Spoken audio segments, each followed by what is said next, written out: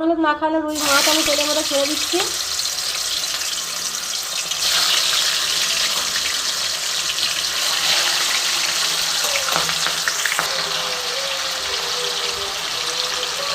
তো বন্ধুরা, একটু বেশি তেল মশলা দিয়ে স্পাইসি করে রুই মাছের কারি আমি তোমাদের কাছে দেখাতে চলেছি। হ্যাঁ, এটা আমি যেভাবে বানাই সেভাবে তোমাদের দেখাচ্ছি। যখন দেখবে আমাদের মুখে কোনো টেস্ট মানে স্বাদ লাগে না, একঘেয়ে আমাদের পাতলা খাবার খেয়ে, তখন বন্ধুরা একটু স্পাইসি খেতে ইচ্ছা করে। তো এইভাবে মাছের এই স্পাইসি রেসিপিটা একবার বানাবে, একদম তোমাদের মুখে লেগে থাকবে। তো দেখো, তেলটা খুব ভালো করে গরম করে নিয়েছি, সাদা তেল। এবার লবণ হলুদ মাখানো রুই মাছের পিসগুলো আমি দিয়ে দিয়েছি। ফ্লেমটা আমার মাঝারি করা আছে। এক পিঠ ভাজা হলে আমি এক পিঠ উল্টে দেবো। মাছগুলো আগে আমি ভালো মতন ফ্রাই করে নিই, তারপরে তোমাদেরকে আমি দেখাচ্ছি। বন্ধুরা দেখো, বেশ একটু ভালো করেই ভাজতে হবে, মানে হালকা ভাজলে হবে না, একটু মোটামুটি ভালো করেই ভাজতে হবে। তো দেখো, আমি বেশ লাল লাল করে ভেজে নিয়েছি। এবারে মাছটা তুলে নেব, বাকি মাছটাও ছেড়ে দেবো।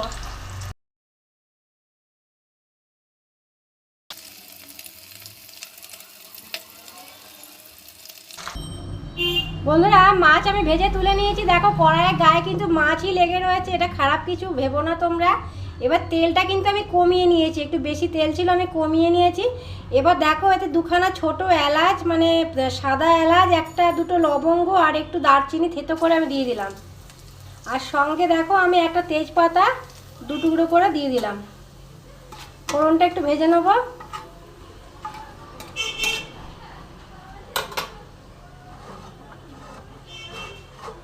তো বন্ধুরা, এবার দেখো, আমি একটু পেঁয়াজ কুচিয়ে রেখেছি, সেটা আমি দিয়ে দিচ্ছি। বেশ খানিকটা পেঁয়াজ কুচানো, বেশ লালচে করে ভেজে নেবো, তাহলে টেস্টটা খুব ভালো আসবে। বন্ধুরা, পেঁয়াজটা খুব সুন্দর ভাজা হয়ে গেছে, কি সুন্দর একটা গন্ধ বেরোচ্ছে। তো দেখো, এবার আমি এর মধ্যে একটু সাদা জিরে, একটু আদা আর রসুন বেটে রেখেছি একসাথে, সেটা দিয়ে দিলাম। তো বন্ধুরা, একটু আদাটা একটু বেশি, রসুনটা একটু কম, সাদা জিরেটাও অল্প। এবার দিয়ে দিলাম। এবার খুব সুন্দর করে কষবো, ভালো মতন কষবো।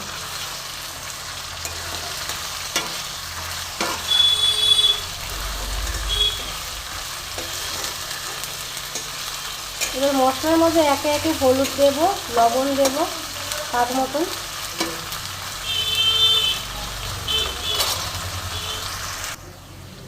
তো দেখো, আমি স্বাদ মতন লবণ দিয়ে দিলাম। এবার দেখো, একটু হলুদ দিয়ে দিচ্ছি বন্ধুরা, ভালো মতন কষা হোক। আচ্ছা দেখো, দিয়ে দিচ্ছি একটু কাশ্মীরি লঙ্কার গুঁড়ো। তো এবার ভালো করে নাড়বো। দেখো, সাইড দিয়ে তেল কিন্তু ছেড়েই দিয়েছে। জল দিয়ে দিয়েছি বন্ধুরা, ফ্লেমটা বাড়িয়ে দিলাম, ঝোলটা ফুটে উঠুক, তারপরে আমি মাছগুলো দেব। দেখো, ঝোল কিন্তু আমার ফুটে উঠেছে, খুব সুন্দরভাবে ফুটছে। এবার আমি মাছগুলো দিয়ে দেব। আমি যে কটা মাছ দিতে চাই এই ঝোলে দিয়ে দিচ্ছি।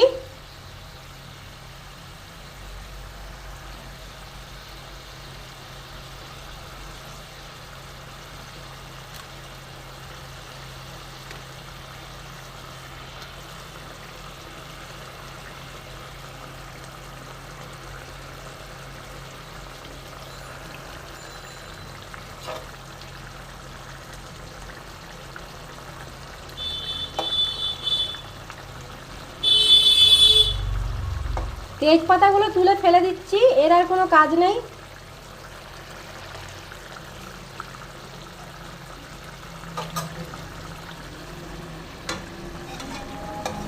তেজপাতার কাজ হয়ে গেছে, তুলে এবার ফেলে দেবো।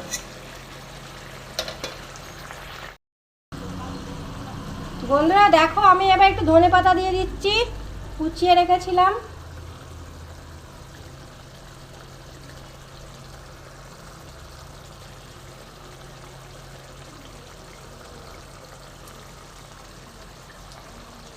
দিয়ে দেবো একটু ঘি।